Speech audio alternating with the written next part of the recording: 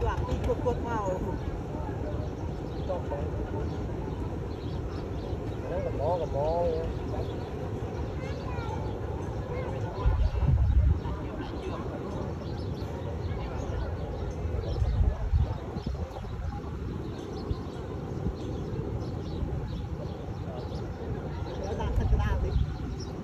chỗ là mua chứ chỗ mà họ đây thấy nào nữa nó men nó đây hai hai chơi nên nó men hai phần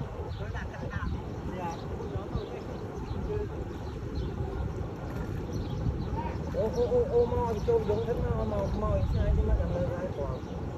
ô mò sai chứ nó có đi ra đi sao mà khoan đi mua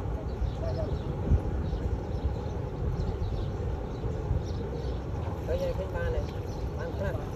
cái con mông với mảnh lốp mông mò rồi